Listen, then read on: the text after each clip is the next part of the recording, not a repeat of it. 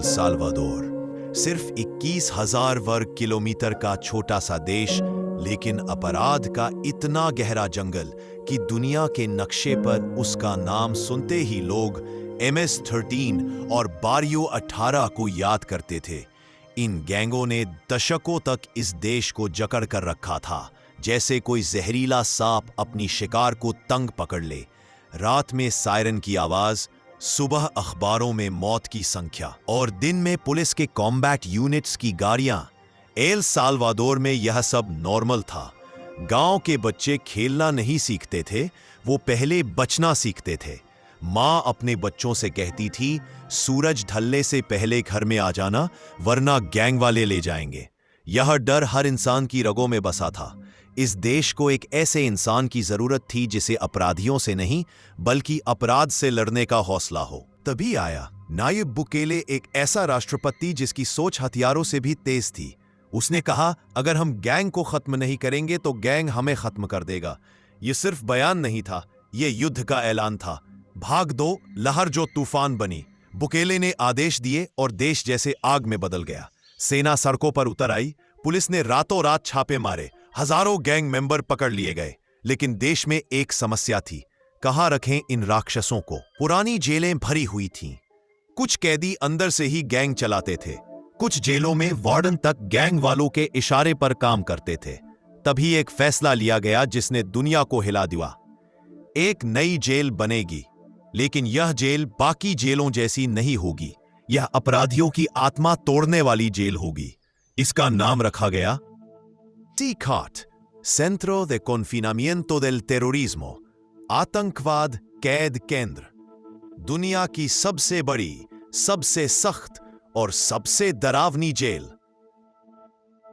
COT, लोहे का शहर पहाड़ों के बीच एक वीरान जगह चुनी गई। वहां न पानी था, न पेड़, न इंसान, बस खामोशी और हवा में एक डर भरी ठंडक। बुकेले ने कहा, यहां मौजूद अंधेरा अपराधियों का भविष्य बनेगा। 10,000 मजदूर दिन रात काम करते रहे। स्टील की मोटी दीवारें बनाई गई। 24/7 निगरानी के लिए हाई टेक कैमरा लगाए गए। ड्रोन सिस्टम लगाया गया। लेजर सेंसर, इलेक्ट्रिक फेंस और ब्लाइंड स्पॉट फ्री आर्किटेक्चर। यह कोई जेल नहीं थी, यह एक लोहे का शहर था।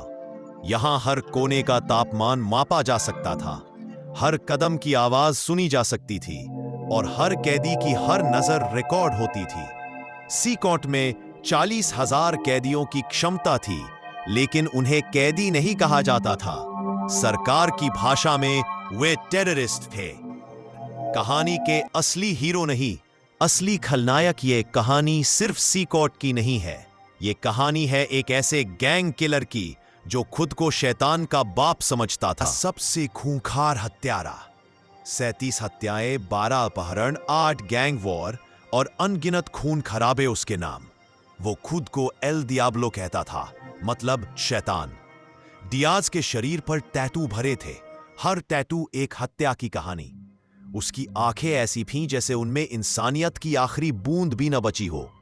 जब पुलिस ने उसे पकड़ा, उसने हंसकर कहा, तुम मुझे जेल भेज सकते हो, लेकिन मैं वहीं से गैंग चलाऊंगा। उसे उम्मीद थी कि उसे भी दूसरी जेलों की तरह सिगरेट, फोन, खाना और अपनी टीम मिल जाएगी। उसे नहीं पता था कि उसका उद्धार होने वाला है। COT में पहला कदम। डियाज को बंद हथकड़ियों में 12 सैनिकों की सुरक्षा में COT लाया गया।